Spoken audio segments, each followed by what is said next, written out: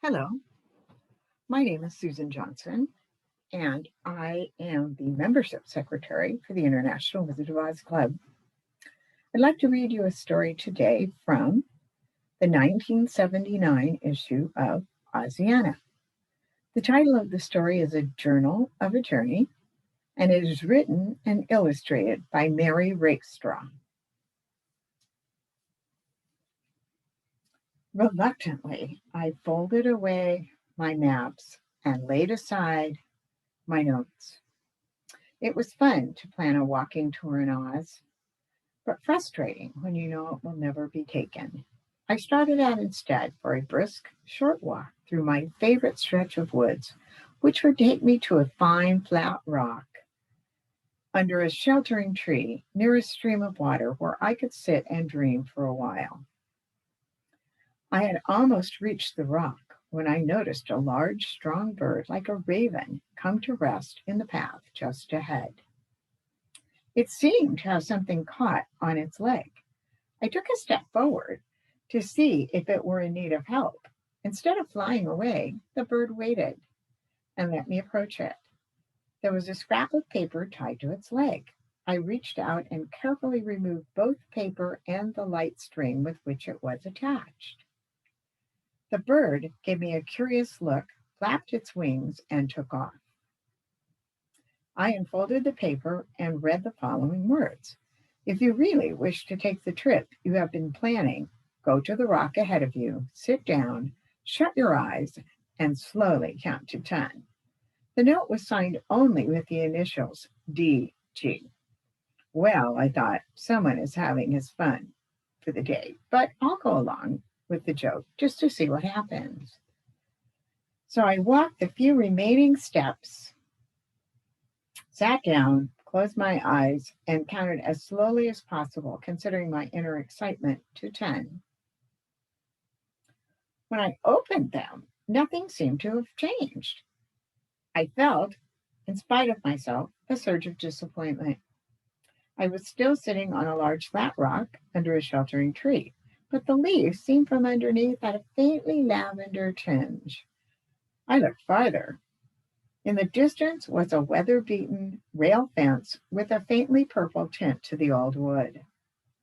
There were violets in bloom at the edge of the stone, and I could see purple flags in the damp places along the edge of the stream. At my feet, I hadn't looked there before, was a basket of medium size with a sturdy handle. With mounting excitement and curiosity, I bent over to examine it. It proved to contain, neatly arranged under a white napkin, a sunbonnet, some bread and cheese, a bottle labeled Square Meals, which contained 6 tablets, and a man's fine white linen handkerchief with a note pinned to it. For emergency use, good for 3 nights.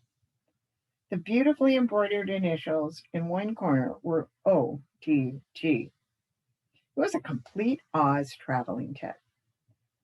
I shut my eyes, then looked again. The basket was still there, a well marked path led toward the fence, and the flat stones still felt solid and comfortable beneath me. I decided that I couldn't be dreaming. So I stooped, picked up the basket, got to my feet, and started toward the fence. It was still a beautiful sunny morning, though the air seemed clearer than ever. And the sun was still looked as if it agreed with my watch, which indicated the time to be about 11:15. As I walked along the path, I thought again of the trip I had been planning. An easy circuit beginning in the Gilligan country, then west to the land of the Winkies, through the south or the Quadling country, and last of all, to the land of the Munchkins, a circle not too big because I'm not a very adventuresome person, and I didn't want to fall into the dangers of the wilder back country all by myself.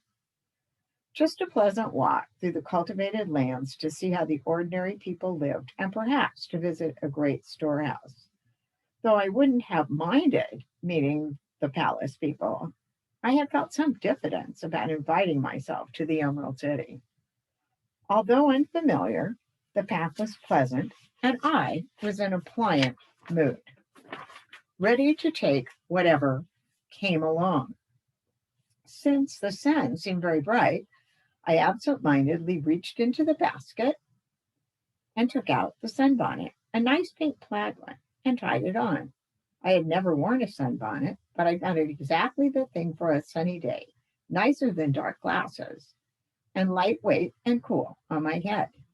Presently, the wild meadowland gave way to cultivated fields, and a scarecrow dressed in old faded purple overalls looked down at me from his pole. He didn't wink, however, so I gave him no more than a passing glance. Besides, I was coming to a farmhouse at last. I could see the chimney in the distance. My steps quickened. There were two chimneys with a domed roof between them. It couldn't be, but it had to be. I was in Oz. Greatly daring, I walked up to the door, a double hung Dutch door, close to one of the chimneys, and knocked. Presently, the upper half of the door opened, and a pleasant faced woman looked out. Her crisp, ruffled cap was almost white, with the faintest shadows of lavender in the folds. Her apron, worn over a lovely full amethyst skirt, matched it. She smiled at me and asked, "May I do something for you? I see that you are a stranger here." "I am indeed," I replied. "And am I correct in thinking that I am in the Gilligan country of the land of Oz?"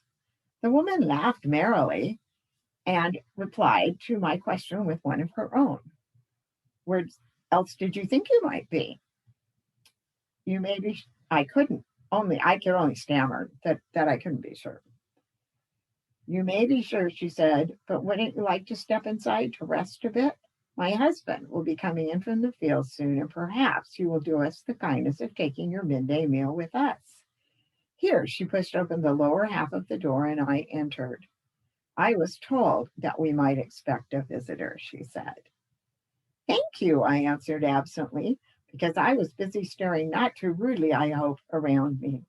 The interior of the small farmhouse was completely charming. It consisted of two large rooms, divided so there was a fireplace in each, and a long row of windows gave light to each portion. Higher up in the slope of the domed roof, there were two skylights, which, with the row of windows, formed the eye and mouth pattern we are familiar with from pictures. My hostess invited me first into the kitchen half of the house, where she was busy preparing the meal. The floor was of deep purple brick with a shiny wax-like surface. Beside the fireplace, the stove and oven were built into the wall, and a curving work surface fit exactly below the windows, with cupboards underneath. The window curtains, like my hostess' cap and apron, were so pale a lavender as to be almost white. A table with chairs around it and laid for three people took up the space against the interior wall. Enticing smells were coming from the oven and from covered pots on the stove, and I began to realize that I was very hungry. There was a click at the door, and the farmer entered. "I see. Our visitor has arrived," he said. "Welcome. May I ask where you are from? Can it be from Kansas, Omaha, Philadelphia, or California? We have had friends from those strange countries in Oz before." "No," I replied. "I'm from Michigan, which is north of Kansas, and Omaha, west of Philadelphia, and east of California. Therefore, it seems quite fitting for me to begin a journey in Oz in the North Country."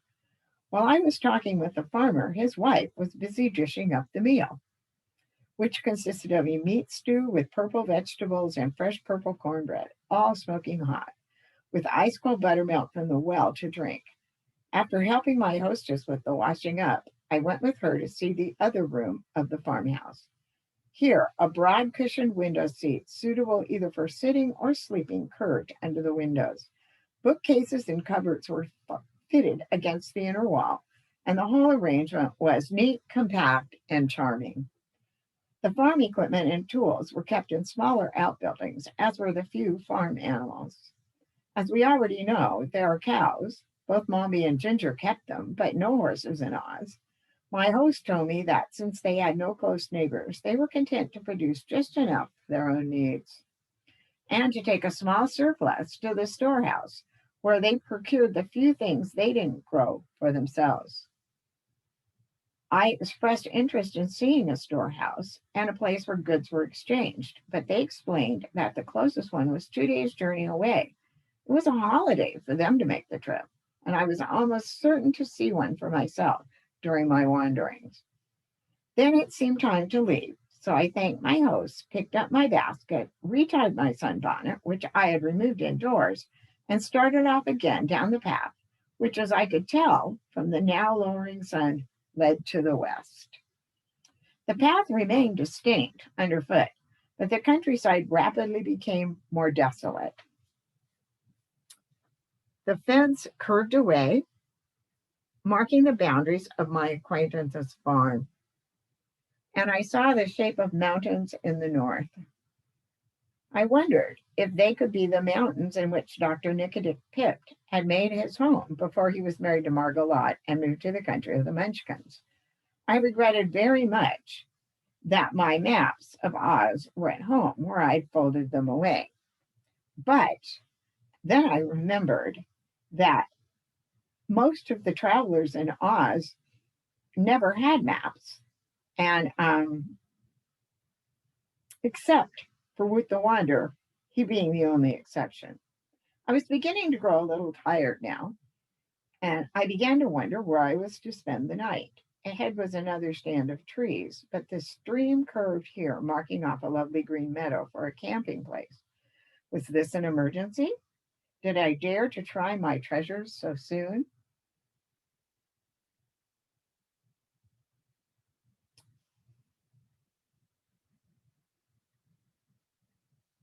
There were no farmhouses in sight, no dark little houses with a sign welcome on the door. So I rummaged in my basket and brought out the handkerchief. Unpinning the note, I spread the handkerchief on the ground. I had no wand like Ozma's, but I remembered the wizard's spell. I wasn't sure of the correct passes, but taking courage, I waved my right hand at the white linen square, saying, "Tint of canvas, white as snow, let me see how fast you grow." Immediately, it humped up slightly in the center, then spread. In a shorter time than it takes to tell, a beautiful white tent stood before me, all of its edges neatly trimmed, and bearing the initials OZG on the opening flap. I lifted the flap and stepped inside. There was a nicely made bed, a thick rug lay on the floor, and to one side stood a small dressing table containing everything a tired traveler might need.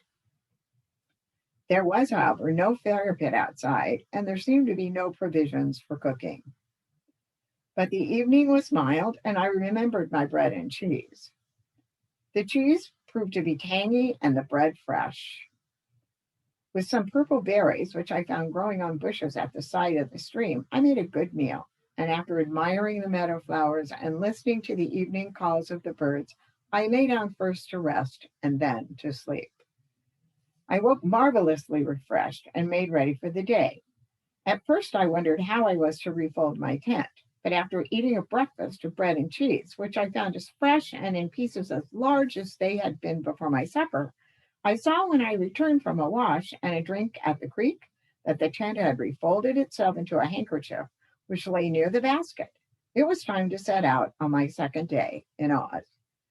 It proved to be a quiet day. My path led through a pleasant wood, and I was not lonely because there were small animals watching from the bushes and birds singing overhead. There were lovely wood flowers to admire, and around noontime, when I sat on a log to eat my bread and cheese, a pretty violet colored rabbit came out of his hole and sat still, twitching his nose at me and waving his long ears in an inquisitive way. Remembering that all animals in Oz can talk, even the wild ones, I said gently, "Good day, friend rabbit. Would you like a bite of my bread and cheese?" "Thank you, no," he replied politely. "I was hoping that you might have a purple carrot in your basket. But since I smell that you don't, would you like me to show you some purple cress in the brook nearby?"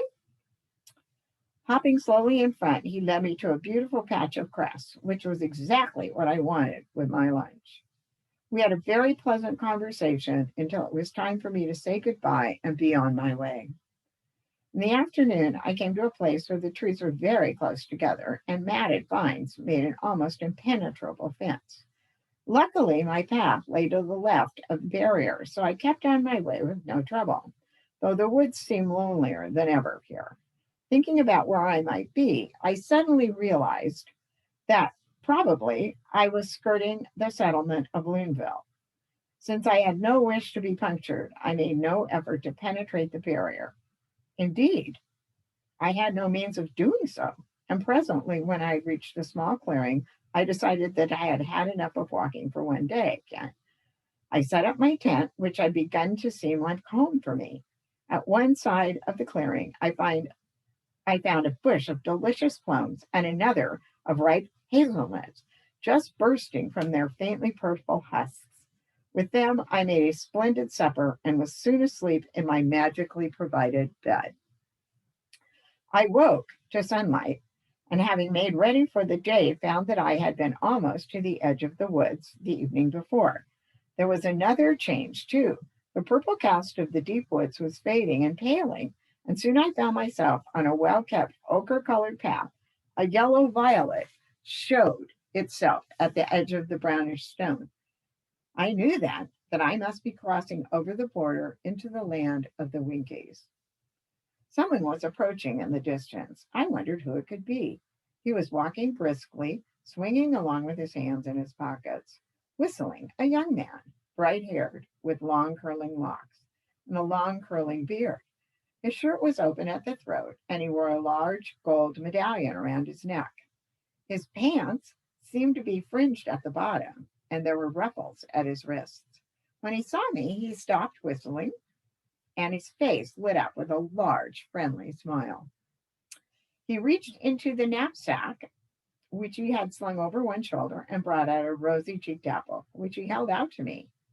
It couldn't be. Yet it had to be. The Shaggy Man. He noticed my start and laughed. Surprised? He asked. I admitted that I was. Well, you see, he explained, I looked very old to little Dorothy when she and I first met, and I asked her the way to Butterfield. Now, I'm glad we've met because I'm to show you one of my storehouses. Well, actually, one of Ozma's storehouses. But since I am put in charge of them, I think of them as mine. I heard that you wanted to see me. He slowed his pace better to match mine, and whistling cheerfully, started back along the way he had come. The farms were closer together now, and the Winkies waved at us as we passed. Some of the yellow dressed men were working in the fields where they grew wheat and sunflowers, while the yellow dressed women were busy in the kitchen gardens tending carrots, parsnips, and crookneck squash. Presently, we were at the edge of a small village. The yellow domed houses were set in their own yards where marigolds, daffodils, and primroses grew, set off by the yellow green grass.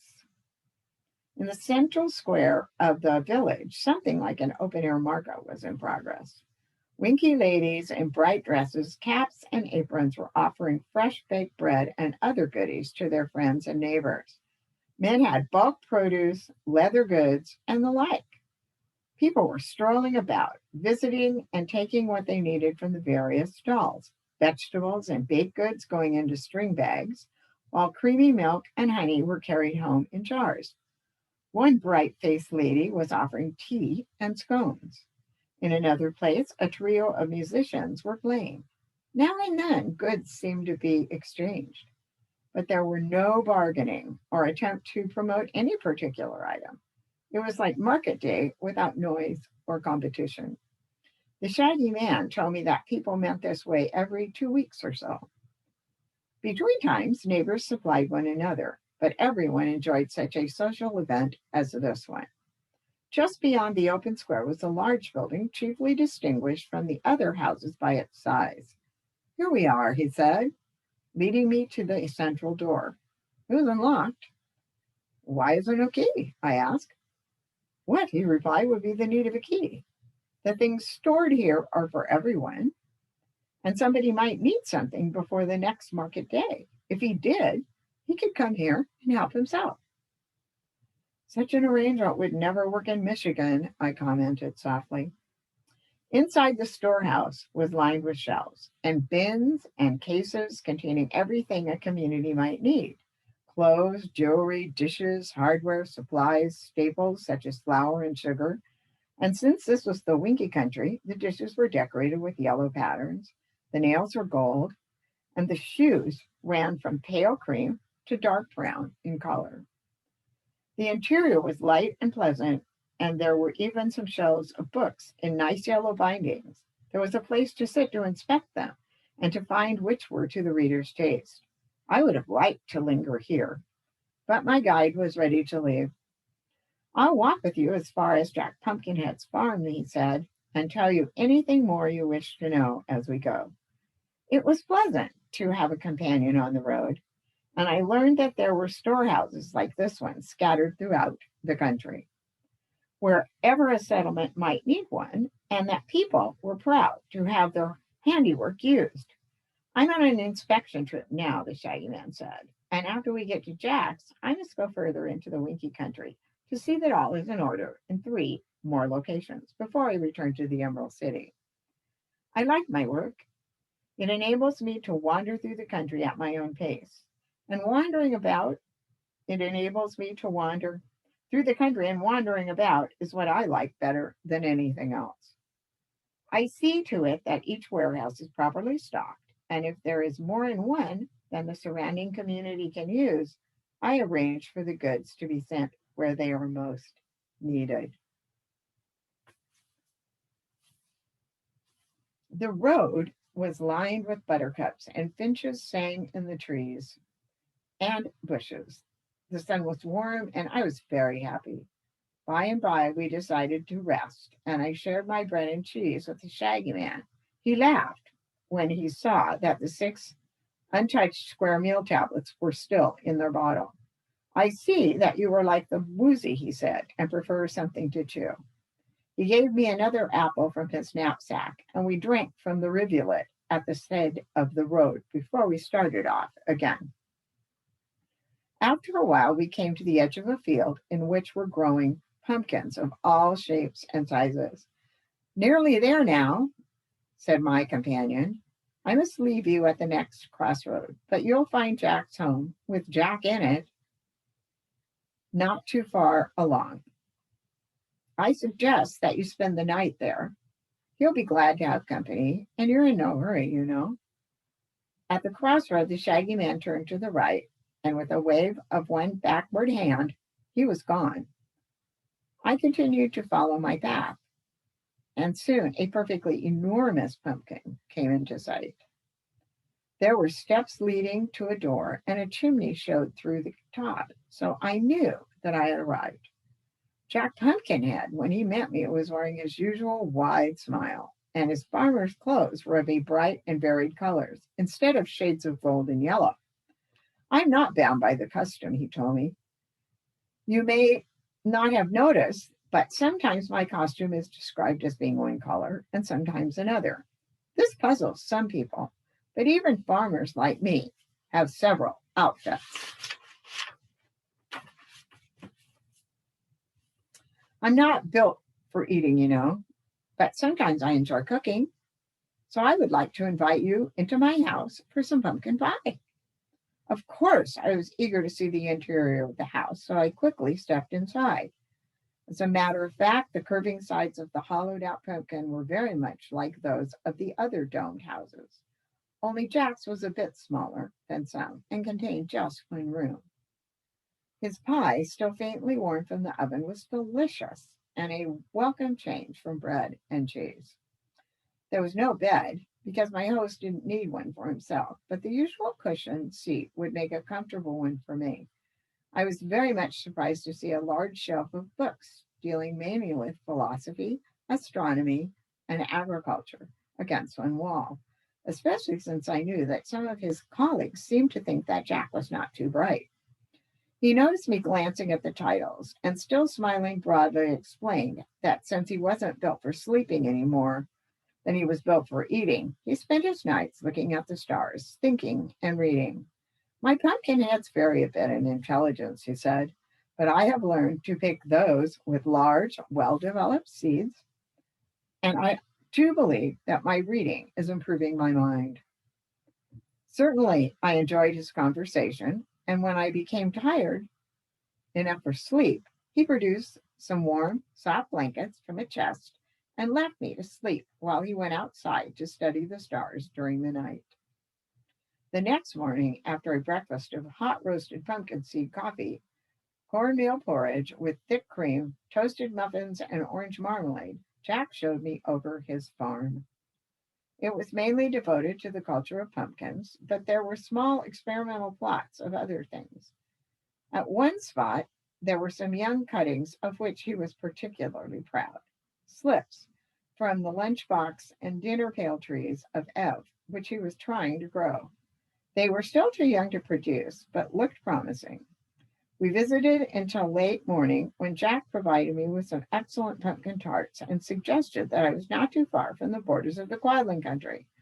Both the Scarecrow and the Tin Woodman were now in the Emerald City, he said, so I need not go to the interior in search of them.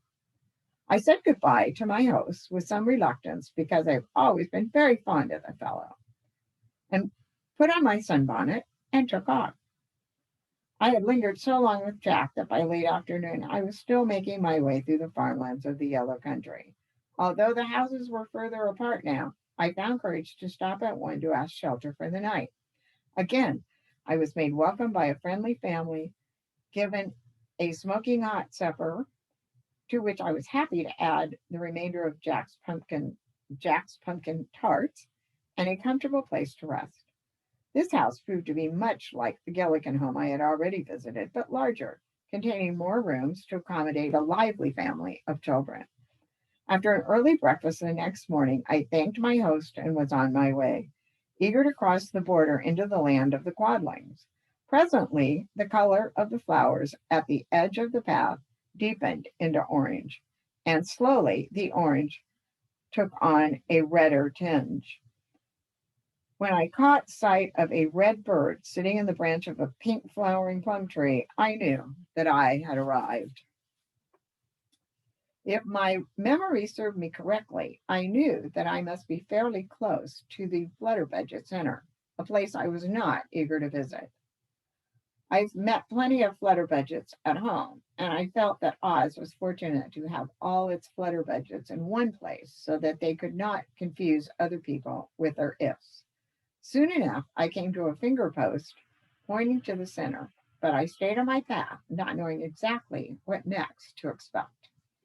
What did happen took me completely by surprise and gave me my first fright since my adventures had begun. There was a flutter of large wings in the air, and two huge winged monkeys dropped into the way ahead of me. One of them wore a curious and beautiful cap. He came up to me, bowed, and said, I am the king of the winged monkeys, and with your permission, my cousin and I will carry you to the castle of Glenda the Good.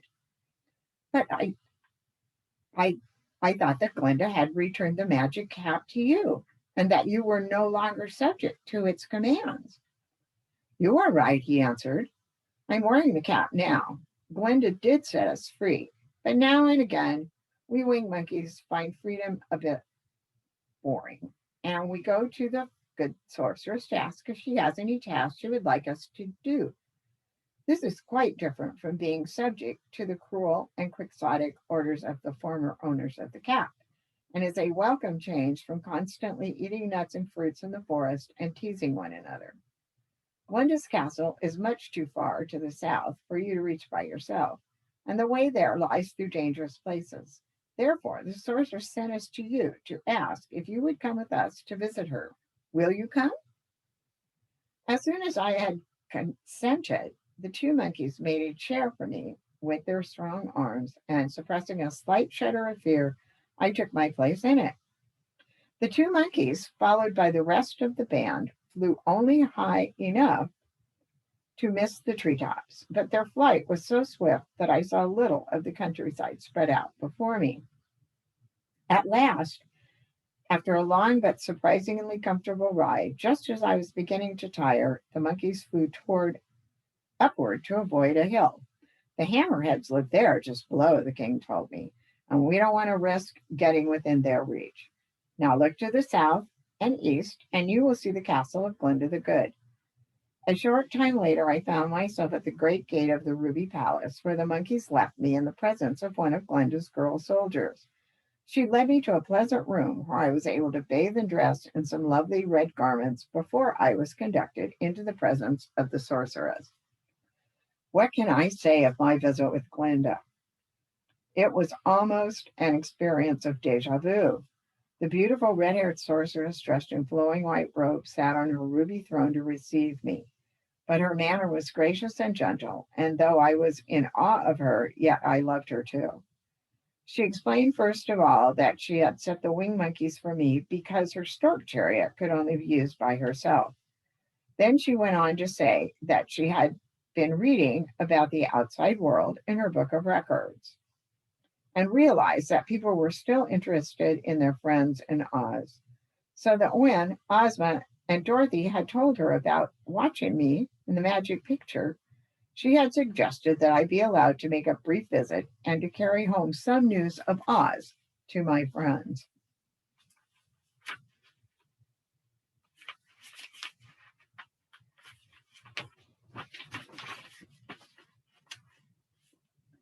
I slept in the palace that night, and in the morning the winged monkeys were summoned to return me to the civilized lands close to the center of the country.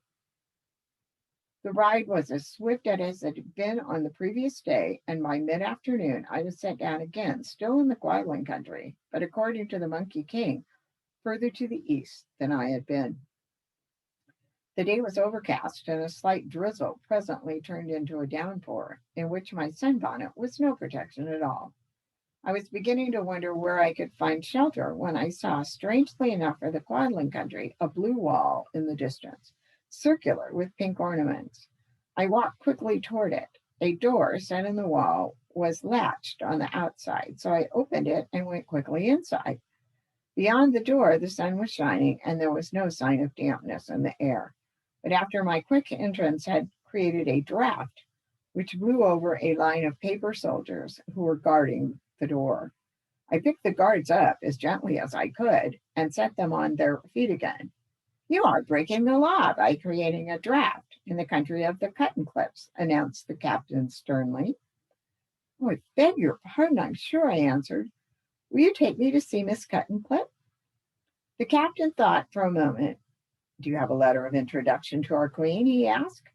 I had to admit that I did not. So the captain shook his head. I will have to ask you to leave, he said. Meat people are dangerous to our paper citizens, and I cannot allow you to enter or to see our queen without proper credentials. Be more careful when you close the door. Reluctantly, I went back out into the rain. There was nothing to do but find a sheltered place and set up my tent for the night.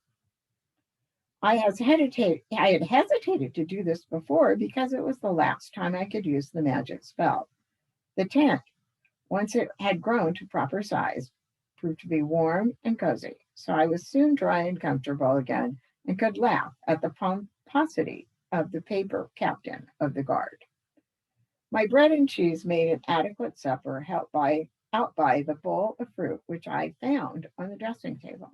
Indeed, I was scarcely hungry, having been so royally feasted at Glinda's castle. The rain stopped during the night, and in the morning I was glad to resume my walk. There came a gradual change in the grass from reddish purple to pure blue, and I knew that I was crossing over from the south land of the Quadlings to that of the Munchkins in the east.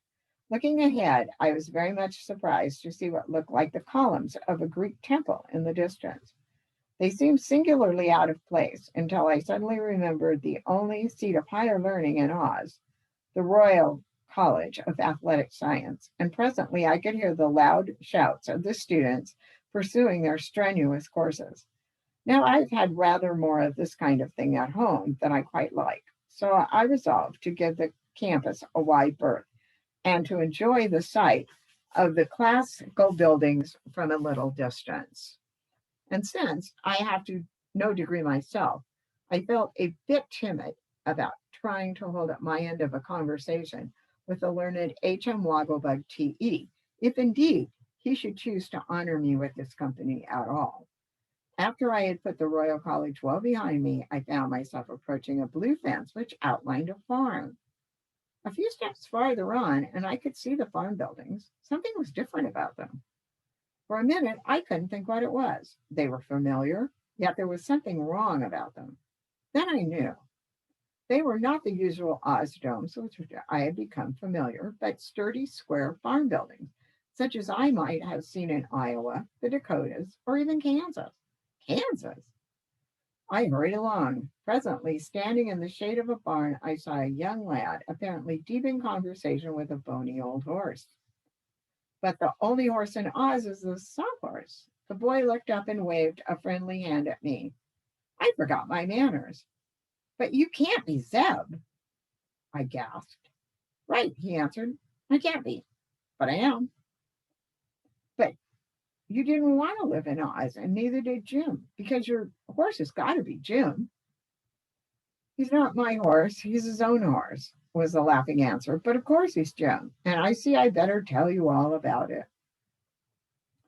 You see, he explained, when we got back to Uncle Hudson's ranch, we both got to thinking about Oz. I know Jim did, even though he couldn't tell me in so many words.